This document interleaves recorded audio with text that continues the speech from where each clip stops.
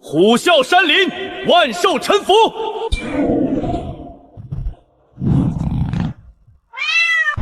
这他妈叫虎啸山林？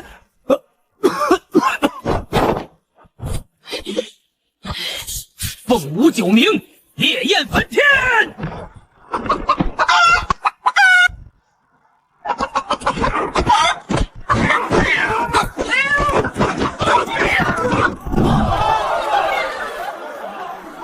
这他妈就是修仙界的斗法，太强了！赵师兄画的老虎越来越有威力了。是啊，你听刚才那声怒吼，简直直击灵魂。那只神凤也不差呀，居然能跟赵师兄的猛虎打得难解难分。形神兼备，不愧是夺冠热门。此子若入内门，必有一番大作为。这位师兄，你们管这叫虎？这分明是只橘猫啊！哼，哪来的土包子？这都不知道？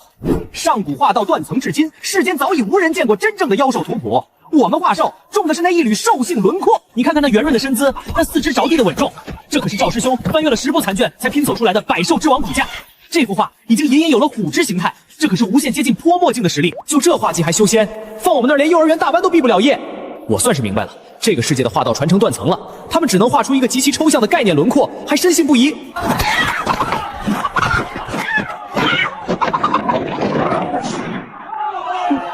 赵猛胜，晋级下一轮。狂蟒之灾，玄武霸体。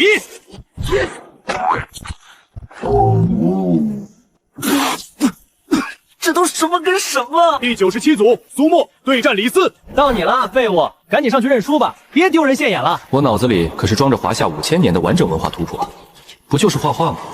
老子今天就让你们看看什么叫真正的降维打击。苏师弟，你连年落选，灵力微薄，还是直接认输吧。苍狼吞月，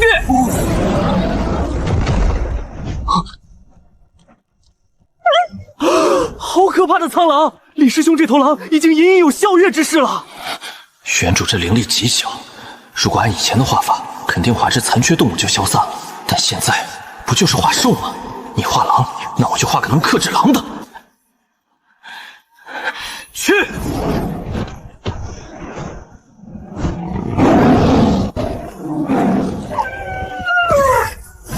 那是什么画兽？没有听说过这种外形啊！难道是上古遗种？好恐怖的威压，连李师兄的苍狼都直接溃散了。好霸道的吞噬之力！斗法吞噬反哺虽然是常理，但寻常画兽就算赢了也是惨胜，能吸收对方1-2成的残存灵光就算不错了。他这头画兽竟然是以绝对碾压的姿态，将对方的灵光10×10的吞噬殆尽。老夫生平仅见。苏沫胜，晋级下一轮。原来在这个世界，除了苦修打坐，斗法赢了就能名正言顺的吸别人的。别人画的都是残疾动物，打赢了也是惨胜，但我画出来的可是食物链顶端的真猛兽啊！自带绝对压制，打他们完全是无伤秒杀，完美吸收。苏沫，发什么愣？赢了就赶紧下来，别耽误下一组比试。如果打一个能升1小级，那我如果打10个呢？但我刚突破到执笔境中期，灵力值还是太浅。如果一次性画出碾压10个对手的猛兽，恐怕画到一半就被吸干了。得先找几个落单的经验包垫垫肚子。苏师弟，你刚才画的那头野兽到底是什么？关你什么事？哼，我亲眼看到了，你的画兽吞了李40×10的灵气，这种强盗般的吞噬效率，若是让长老知道，你想怎么样？很简单，把你的作画技巧交出来。只要你告诉我你是怎么画出那种奇怪猛兽的，我就替你保密。赵师兄，你脑子是不是有坑？你连老虎长什么样都不知道，我怎么教你？教你把猫画得更胖一点吗？好，好得很。既然你敬酒不吃吃罚酒，那咱们走着瞧。希望你第2轮别遇到我，否则我会让你知道什么是真正的画道正统。一个赵猛加上他那几个跟班，等到了决赛圈，凑齐了一起刷，来个1挑10，修为绝对能迎来一波大爆发。画狮子抽干了全部灵力，必须找一种消耗小但杀伤力或吞噬能力极强的生物。画龙，估计连片龙鳞都画不出来。画大象太耗墨了。平头哥体型不大，对灵力的消耗绝在承受范围内，但他的战斗力和防御力绝对是单挑利器。就是你了。下一组第2轮选拔，苏沫对战王麻子。苏师弟，咱们点到为止啊。好说，好说。开始！狂蟒之灾！这是什么东西？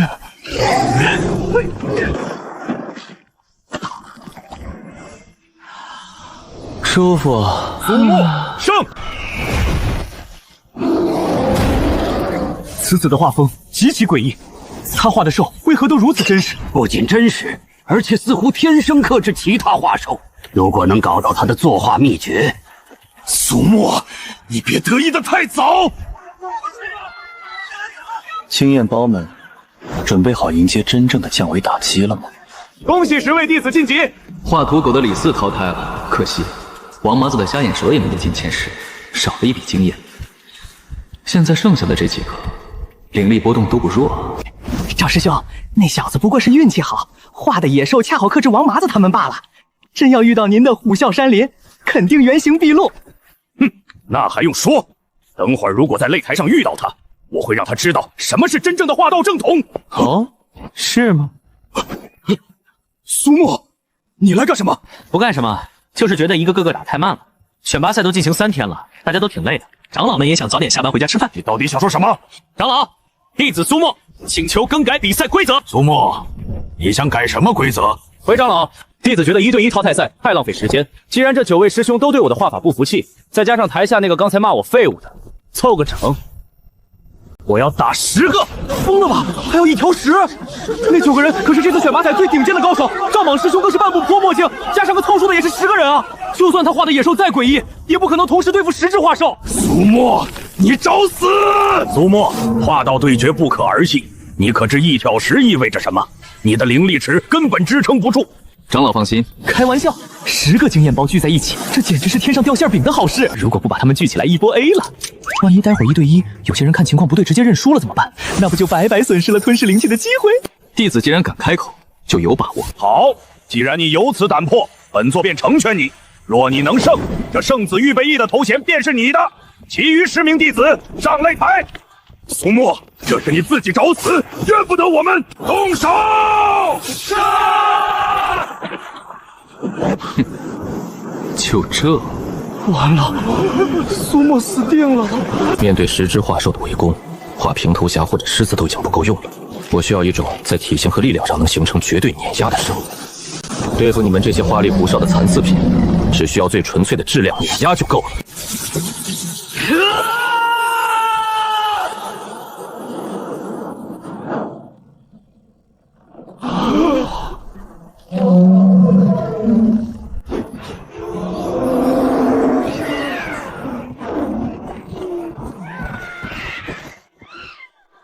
这到底是什么异兽？我的冰霜巨熊连他的毛都抓不破！别慌，他体型再大也只是死物，大家一起上，咬断他的腿！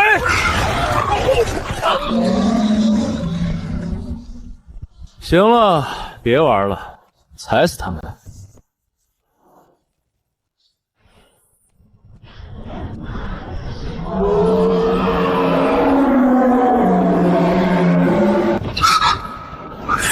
好撑，10只处于纸笔境中后期画兽的灵力叠加在一起，简直就像是决堤的洪水。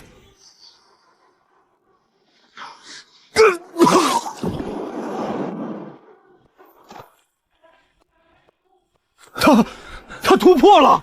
就算斗法能反哺灵力，但他居然能同时将10只画兽的残余灵力吞噬得干干净净，这是什么邪魔外道？他的画卷没有一丝邪气，那是纯正的高维度对低维度画作的绝对碾压。因为实力相差太大，对方的画兽连互相消耗的资格都没有，就被瞬间秒杀，所以灵力才没有丝毫流失。他的画兽比我们所有人的都更见真实。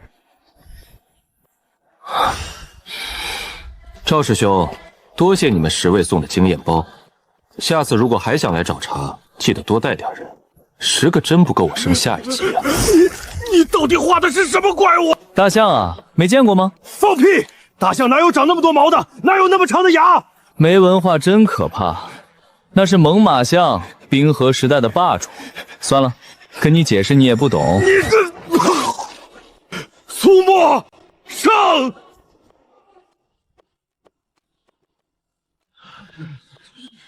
猛犸象虽然好用，但体型太大，太耗灵力了。刚才如果不是有那10个经验包回血，我根本撑不到他踩下去。决赛的对手是那个外门第一天骄林兰，听说他已经摸到了泼墨镜的门槛，画出的野兽几近真实。对付他，光靠体型碾压可能不够了，得找个在生物链上绝对克制他的东西。林兰画的是玉角鹿，大象虽然能踩死一堆弱鸡，但面对这种极其灵活的食草猎物，就显得太笨重了。一旦打空，以我现在的灵力储备，根本撑不到第2回合。对付鹿，还得是专业的食肉动物。荒唐，简直是荒唐！那个苏沫在擂台上公然将10个同门的化兽灵力吞噬得一干二净。反哺虽然是常理，但谁能做到10乘10的完美吞噬？此等贪婪霸道的行径与魔道何异？依我看，应当立刻褫夺他的比赛资格，逐出宗门。刑罚长老严重了。化兽交锋本就是灵力的碰撞，大家平时斗法只能吸个1、2成，是因为化兽实力相近，互相损耗。苏沫能完美吞噬，只能说明他的化兽对其他人形成了碾压，何来魔道一说？一口吞了10个人的化兽灵力，这是人能干出来的事儿？这恰恰说明他的化道天赋极高。你们难道没看出来吗？他画的那些野兽，透着一股现有化道体系中极度缺乏的真实。够了！苏沫的画法确实诡异，但传功长老说的对，他的画卷中并没有魔道的血腥和怨气，那是一种极其纯粹的、属于天地自然的气息。大长老的意思是，明日的决赛，任何人不得干预。我要亲眼看看他面对琳琅时还能画出什么惊世骇俗的东西。找到了。论爆发力、咬合力以及对付大型食草动物的专业程度，没有谁比他更合适了。体型不需要像猛犸象那么大，保持它最完美的流线肌肉即可。这样不仅能节省大量的灵力，还能将它的敏捷和爆发力推到极致。猛犸象虽然好用，但那纯粹是体型碾压，对灵力的消耗极其恐怖。白天能成功，全靠那10个经验包临时反哺。明天对战铃兰是1对1单挑，我只有1次出手的机会。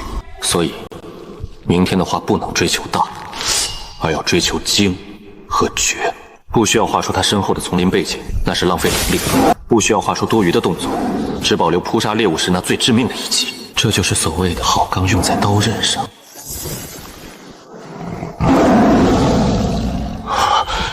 这难道就是跨入泼墨镜的门槛？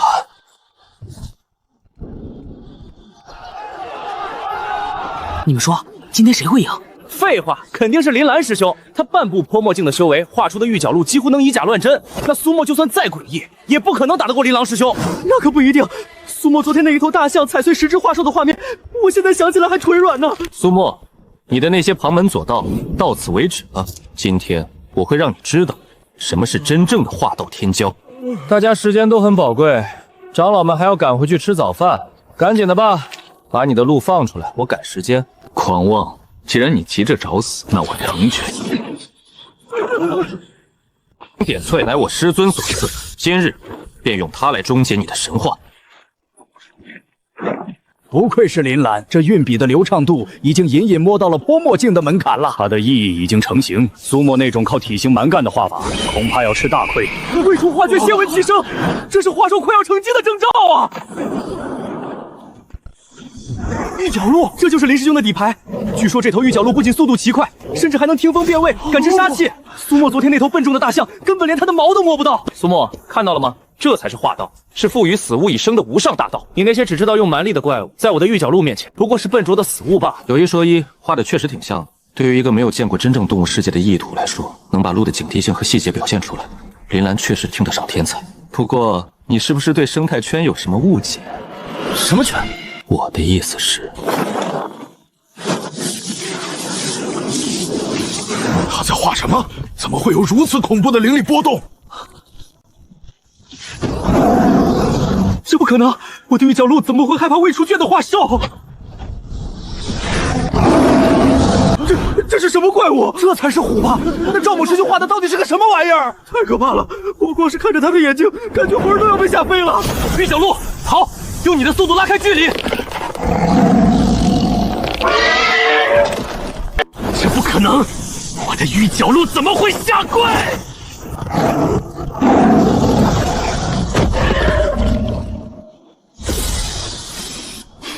想跑？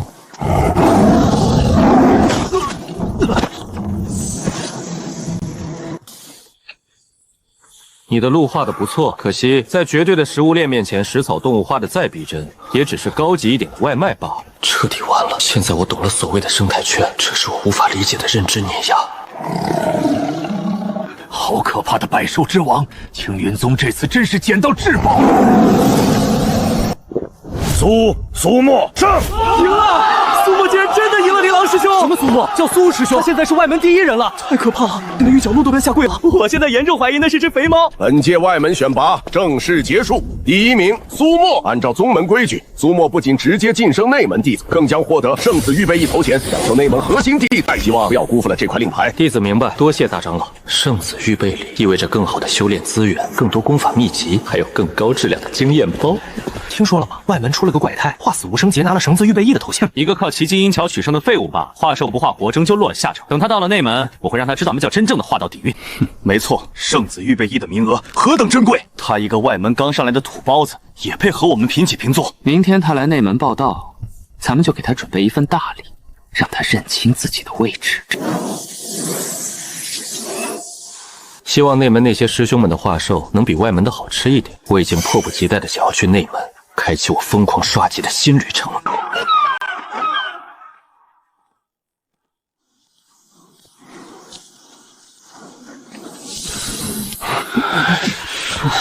哟，这不是我们那位靠着画死物大出风头的外门第一吗？听说你一幅画就下跪了琳琅的玉角鹿。外门那些废物没见过世面，被你几只大体型的死物唬住了。到了内门，我劝你还是夹着尾巴做人。就是圣子预备役，你也配？化兽不化魂，终究是下场。你那套奇技淫巧在内门根本行不通。12个人，我正愁进了内门不知道去哪找高级经验包呢，这就主动送上门来了。赤壁境巅峰的灵力池虽然比之前大了很多，但想要突破到泼墨境需要的灵气简直是海量的。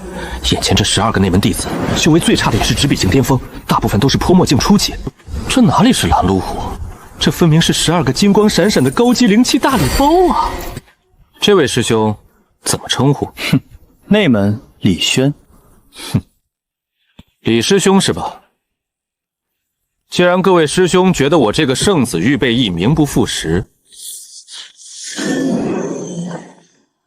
那不如咱们按修仙界的规矩来。新晋圣子预备役苏沫，求各位师兄指教。好胆，刚进内门就敢挑战老弟子，你以为这里还是外门那个小水坑吗？既然你找死，那我今天就教教你内门的规矩。等一下，怎么现在知道怕了？晚了。不是，我的意思是，大家时间都很宝贵，既然你们都不服气，那就别一个个上了。规矩照旧，你们12个一起上吧。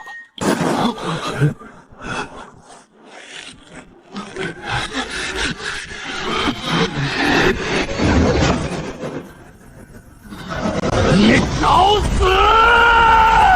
既然他想死，成全他，让他知道什么叫天高地厚。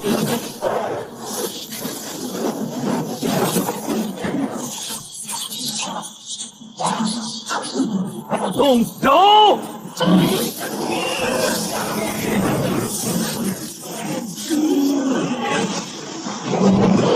！12个高级经验包。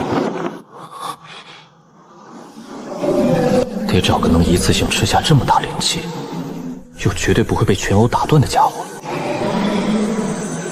就决定是你了。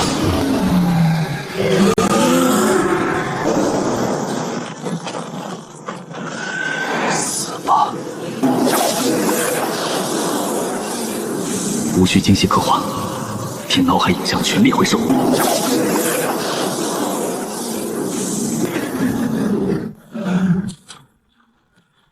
是白垩纪重装坦克三角龙，攻防皆是陆地巅峰。这是什么怪物？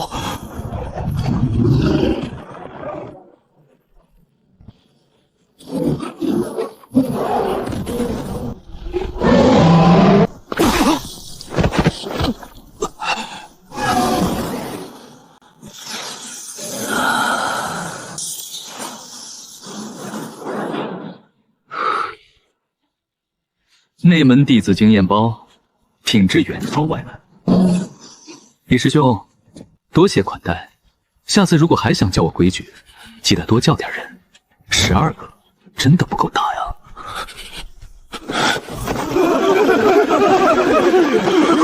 这是怪物！ 12人便能连升2级，内门500多弟子，若是全部切磋一遍，正好可以办一场奇葩画兽展览会。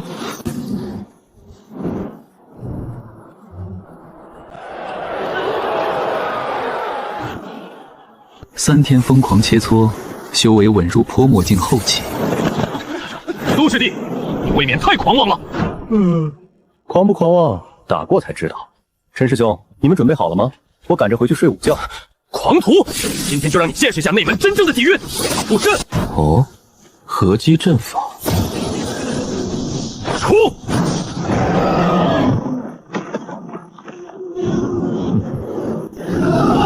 太强了！是陈飞师兄他们的成名绝技——四象融合兽，龙头、虎身、鸟翅、龟壳，这防御力和攻击力绝对堪比点睛镜。这特妈是4象融合兽！那龙头看起来像个长了角的蜥蜴脑袋，那虎身依然摆脱不了橘猫的圆润感，那鸟翅像是从哪只掉毛的野鸡身上硬生生拔下来插上去的。最离谱的是那个龟壳套在橘猫身体上，就像是给猫穿了一件不合身的小马甲，勒得它连路都走不稳。这分明是重度基因的变异的拼接怪啊！长得虽丑，但15人灵力叠加，这波经验包很丰厚。陈师兄，你们这拼接怪看起来挺扛刀的，正好我今天想试试一种新的画法。哼，他难道想靠速度取胜？在绝对的力量面前，速度没有任何。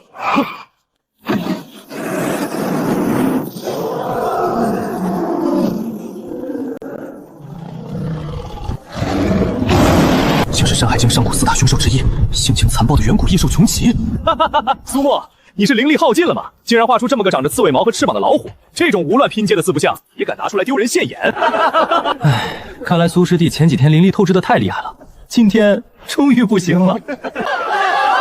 体型不大，但咬碎你们那个乌龟壳足够了。去吧，让他们见识一下什么叫真正的上古凶兽。狗子，还对他！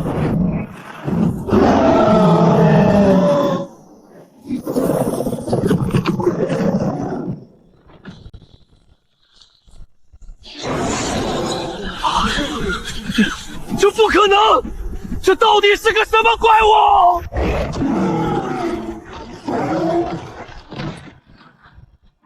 死定了吧！那只凶兽绝对被撞碎了！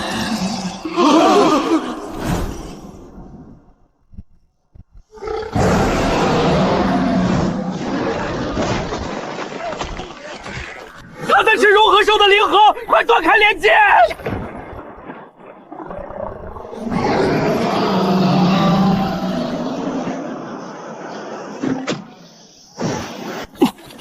！15个泼墨镜修士的灵力总和，给我破！泼墨镜后期，泼墨镜巅峰，点睛镜半步，画出来的东西开始具备一丝真正的神魂。15个，果然大步。你到底用了什么妖术？陈师兄，这不是妖术，这是《山海经》。什么经？算了，说了你也不懂。下次拼装怪兽记得找个正统神话体系的。乌龟壳套在猫身上很影响发挥。还有谁想切磋？没有的话，麻烦管事阁师兄帮我截一下他们输的灵石。外门蝼蚁休要猖狂！是内门排名第3的林金玉师兄，专修飞禽画道的点睛镜初级高手。苏沫，你的走兽画的再好也是泥潭蝼蚁。今日让你知道什么是真正的天空霸主。飞禽？巧了，我正愁我的猛犸象和三角龙不会飞呢。苏沫，你的画兽在陆地上多无敌，在绝对高空优势前也只有挨打的份儿。烈风，杀！林惊羽师兄可是内门前3，这是降维打击。降维打击，你们对这2个字有误解。既然喜欢玩空战，那就陪你玩玩。我需要纯粹的体型、恐怖的翼展，以及统治白垩纪天空的绝对暴权。去！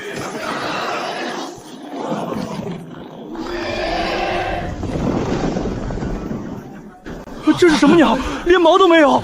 不可能！怎会有如此丑陋庞大的飞禽？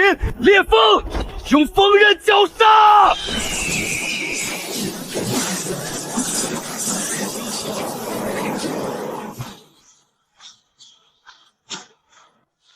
上，撕了他！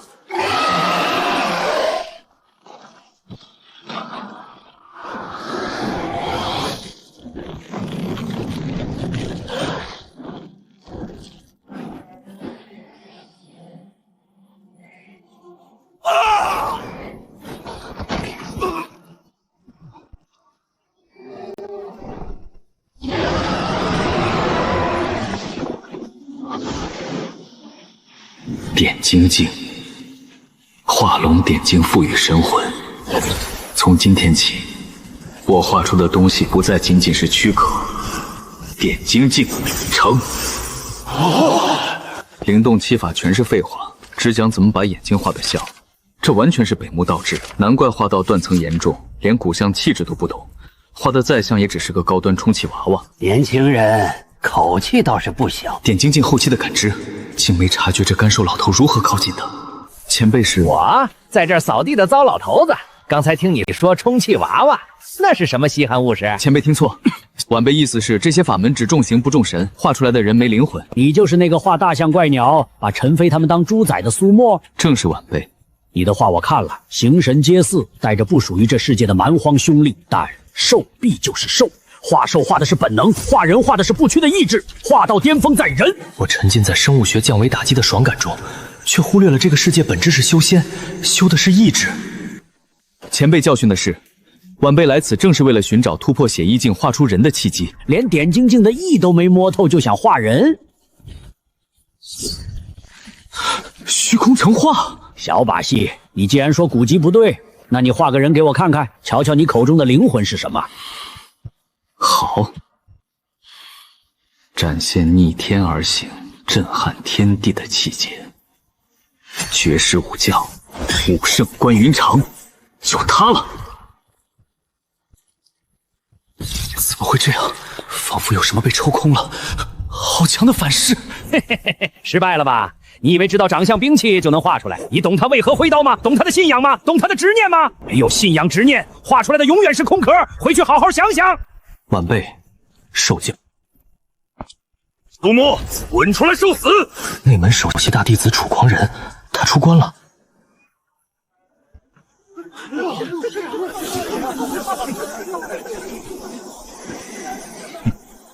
楚师兄闭关3年，画传说中的护法金刚出关了，太好了！终于有人能收拾苏沫这个变态了。画关云长失败，心情不好，正好拿着沙包发泄验证一下意境。你就是苏沫？是我来找我算账的？你也配？被一个靠画大象低贱死物的废物横扫，简直是青云宗奇耻大辱！今天当着全宗面废了你，让你知道内门天有多高！废话真多，要打就打，我还赶时间回去悟道。狂妄，受死！去！赤炎深渊，点精进终极凶兽。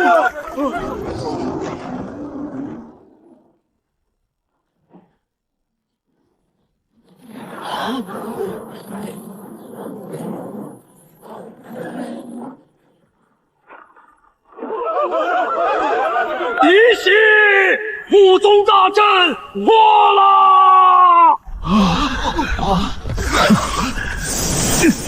算你运气好，待击退外敌，再来取你狗命！皇人退下，大敌当前，内斗取消。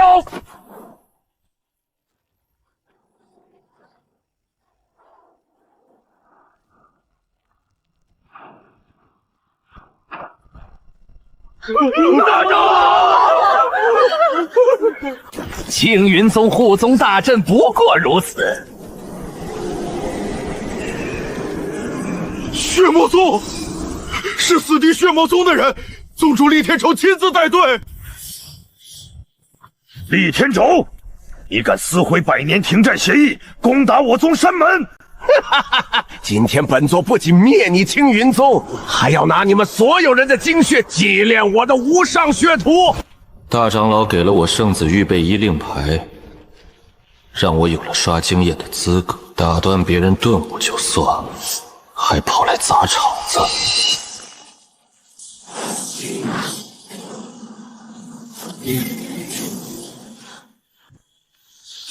接万寿朝宗阵，御敌！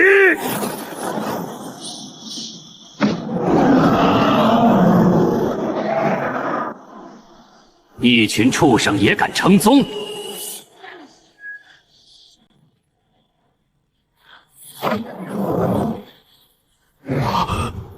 是血魔宗镇宗之宝万血图！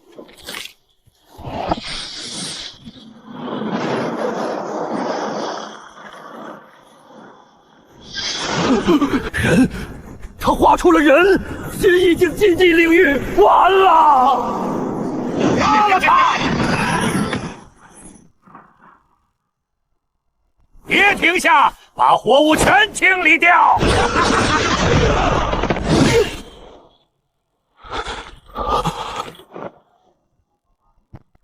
大长老刚给我发了牌子，你就把他杀了。你把我的经验包当什么了？天井井蝼蚁也敢挡老夫的刀，剁碎他！苍华阁老头的话，你以为知道长相兵器就能画出来？你懂他为何挥刀吗？懂他的信仰吗？懂他的执念吗？没有信仰执念，画出来的永远是空壳。我懂了，不是为了杀戮，是为了树无益。这些人是我认可的经验包，毁我立足之本就是触犯底线，这就是我的执念。用刀，华夏图谱里把刀用到极致的，有一位恰好为了义字挥了一辈子刀。今天让你看看。什么叫真正的画人？画这一笔灵力如绝地外线，整个人像被抽空。在残花阁失败过，这次绝不能再失败！装神弄鬼，给我死！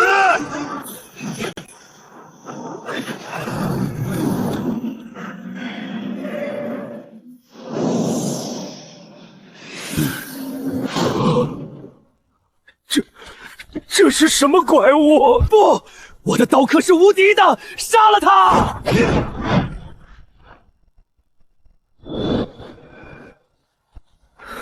关公面前耍大刀，蠢货！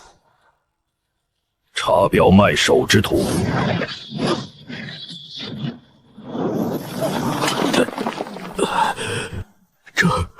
这就是画人，这才是真正的画道神魂呐！没文化真可怕。他叫关云长，是来教你做人的。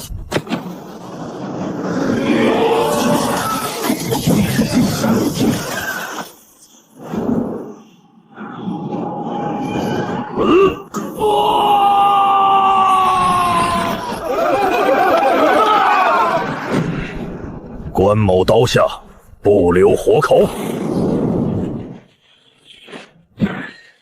某去也。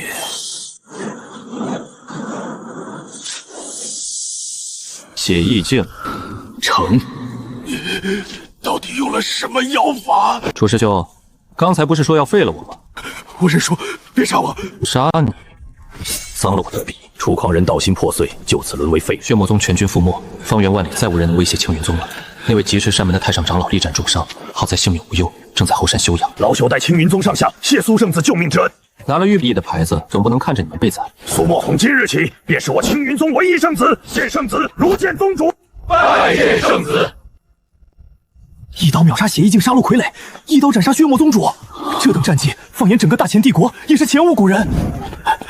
宗主，帝国皇室的使者还在山门外候着呢。皇室使者来干什么？来送经验包的。苏圣子说笑了，是来送帝国大笔请帖啊！若拔得头筹，不仅获丰厚赏赐，还能进传说中的皇家画林参悟3天。不过我们青云宗已连续3届没进前50了。皇家画林那些破石头不感兴趣。百钻天骄齐聚一直不到对手，内门弟子的画手连塞牙缝都不够。如果去皇都把全天下宗门天骄揍一遍，那得是多少经验值啊！好，这请帖我接了。宗主安排一下，明天一早出发去皇都。苏圣子亲自带队，有您带队，争第一也不是没可能啊！当然，我不去，谁负责收割，谁负责为宗门争光。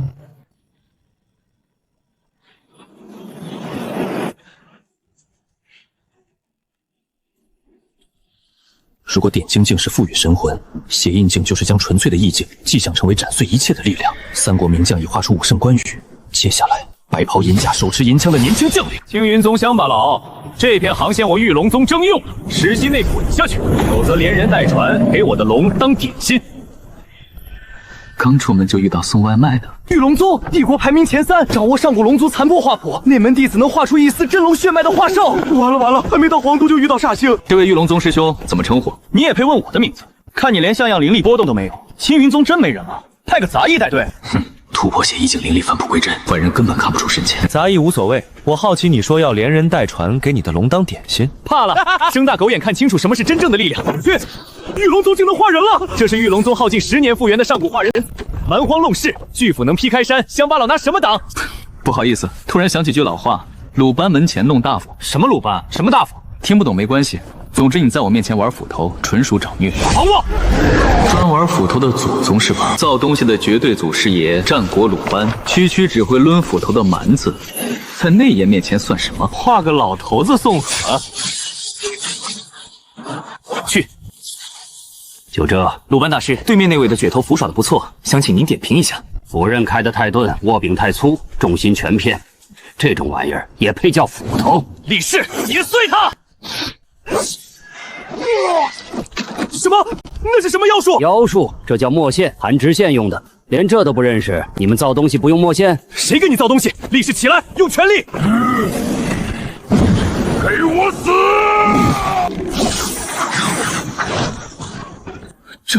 这不可能！造东西不是越大越好，木头用错，斧柄承受不住斧刃。你用的是铁梨木，硬度够，韧性不足，该用青钢木。这就叫降维打击。鲁班是华夏工具制造体系之创始人，造已早超越技术，达到道的层次。我不服！李氏，用拳头！好了，不陪你玩了。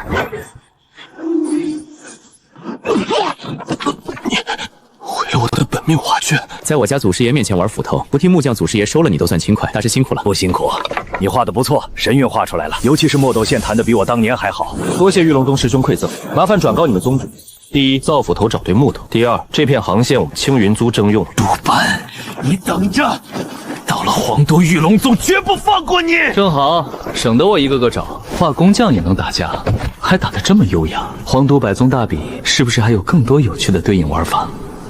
不愧是皇都，经验包密集程度让人眼晕。这分明是巨大无比的高级练级场。苏圣子，前面是天骄台，参赛宗门必须先登记。带队的生物灵力像个凡人，还杂役充数。师兄好，各位的本命画兽是什么品种？肉质灵气充裕吗？宗门带队者参赛人数：青云画宗苏沫，就我一个吧。他们几个负责喊666。一个人。帝国大弊百宗混战，你想去送死？管事放心，我命硬死不了。麻烦登记快点，我赶着吃饭。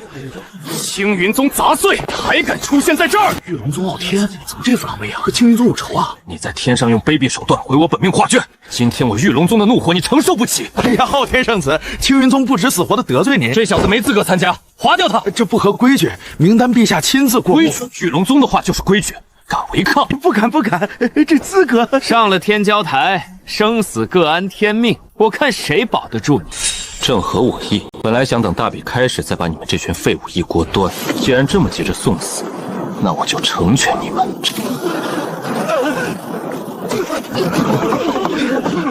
你到底是谁？我是谁不重要，重要的是你们玉龙宗的画卷真的很补。前辈，您的登记办好了。规则有变，不再1对1，百宗1000名天骄同时升台大乱斗，最后留下的10人即为前10。百宗大乱斗，这简直是养蛊！开战第一时间集火青云宗姓苏的，他再强也不可能同时对付几百人。这小子想干什么？挑衅全场吗？太慢了，我赶时间，所以别结盟了，也别互相试探了，你们一起上吧。王八，以为自己是谁？单挑1000名天骄，杀了他！现在这出头鸟再各凭本事！1000个人一起上，血一井也得被耗死！所有人换阵！这小子有胆魄，1001能怎么打？既然是受潮，那就用受潮来对付。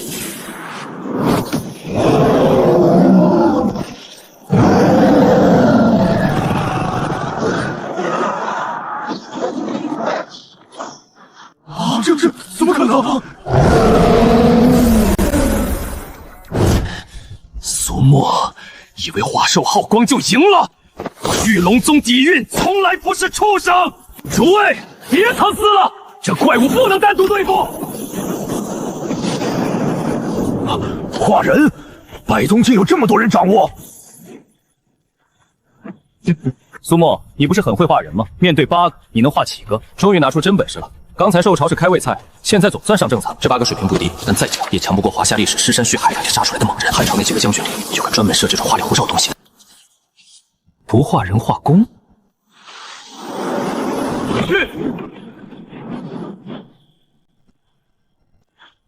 就一个人，你灵力耗尽了吧？就画个老东西也敢叫板，杀了他！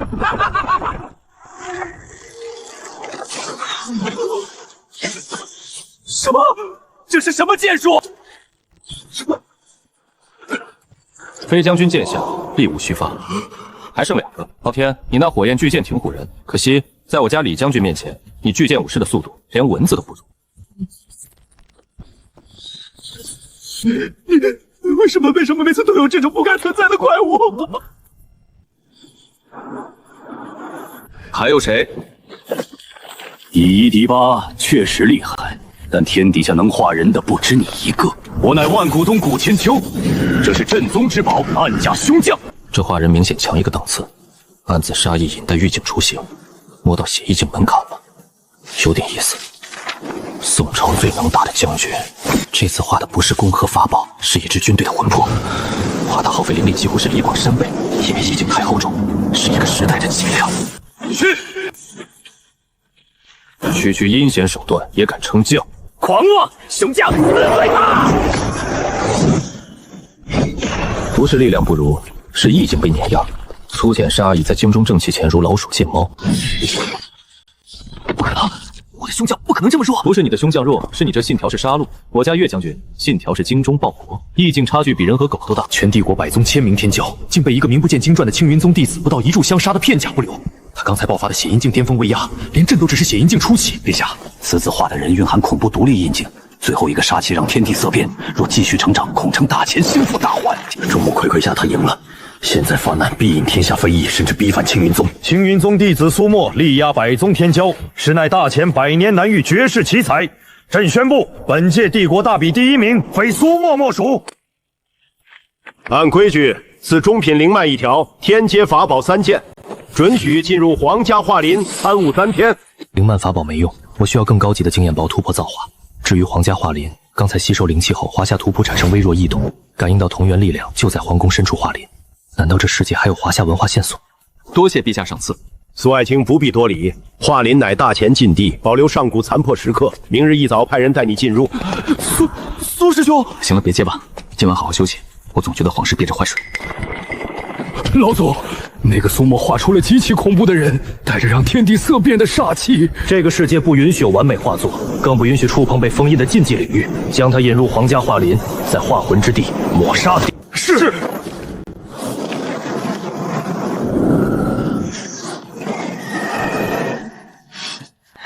果然有问题，想在画林阴我。既然你们这么想看真正的画道，那明天我就给你们画个能把天捅破的出来。苏爱卿休息的可好？睡得还行。这3位是皇室供奉长老，画林空间不稳，安排他们与你一同进入，有个照应。照应？我看是监视和灭口吧。时辰已到，开启结界。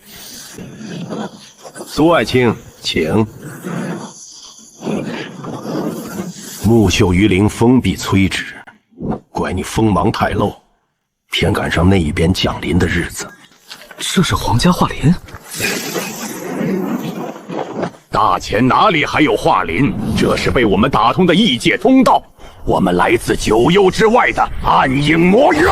原来是隔壁天天惦记偷东西的暗影老鼠。魔渊待不下，想入侵大前。放肆！我暗影魔渊乃无上魔域，大前皇帝为换长生秘法，300年前就将画林献给我们做传送阵眼。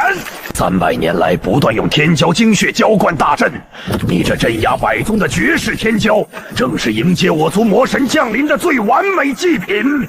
大阵已开，暗影天骄降临吧！大前空气充满下界凡夫的酸臭味。你就是大前第1天骄？我叫叶无痕。魔渊年轻第1人，给你个机会，跪下舔干净我的靴子，我考虑收你做狗。哼，我有洁癖，不过可以考虑把你的靴子塞进你嘴里。找死！杀机沿用大招，揭示我魔渊独有的血迹画道。哼。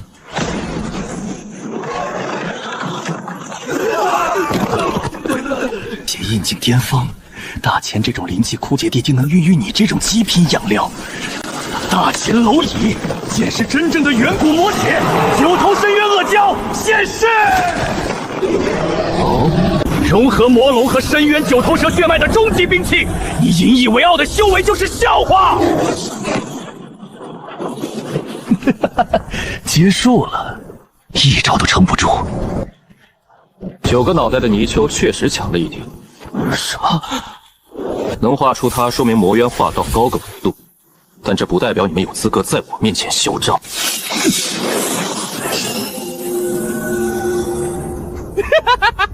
画个毛头小子，灵力耗尽乱画了吗？你不是说大钱画不出神话吗？那就让小爷来告诉你们，什么叫三坛海会大神莲花化身，专抽妖龙。给小爷降世！这就是你拼命画的东西，一个小白脸。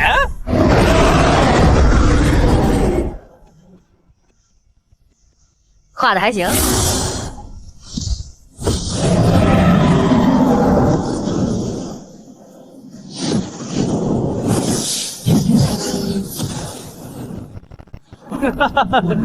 花里胡哨破铜烂铁，结果还是个连毛都没长齐的半大孩子。黔驴技熊了，阿胶，吞了他！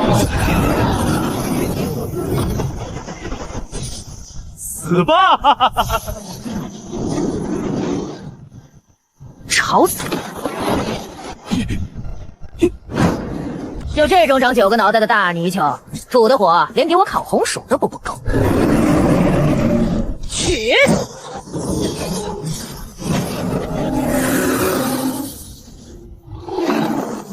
想跑？小爷还没打痛快。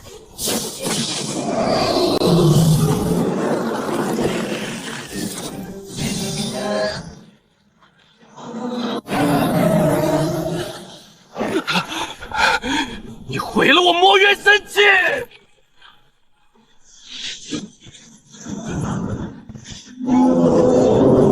金戈铁马肃杀，羽山关进睿智，大江东去豪迈，这是华夏5000年文明的碎片。原来这个世界曾有人试图把华夏土捕搬过来，但他失败了。他在吸收上古化魂力量，快阻止！华夏图谱彻底补全并与这世界法则融合，我已不需要拘泥具体人物了。散。怎么可能？你们说大钱画道是残缺传承，那是因为你们根本不懂什么是真正的华夏。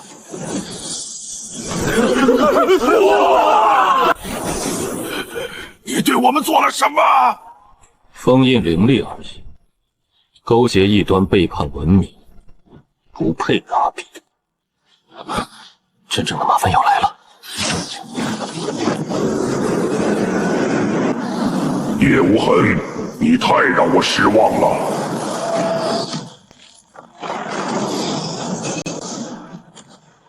大祭司救我！大钱蝼蚁封印了我的灵力，丢尽我族脸面。哼！这种废物连做鼎炉的资格都没有。大钱竟有人能画出这等级别神魂，看来皇室那群狗瞒报了。能比本座亲自跨界，你足以自傲。让你见识什么是真正的魔神，九幽的魔神，降下天罚，荡平不敬大地，剑速须索之难命，降临。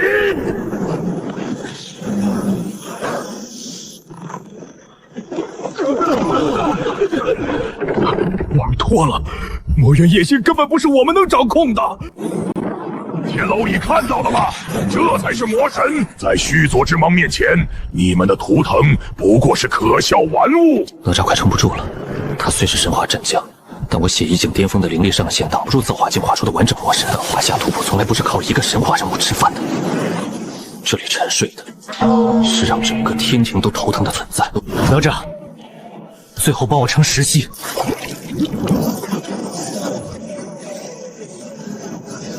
疯了！这么大量本命血血，你会死！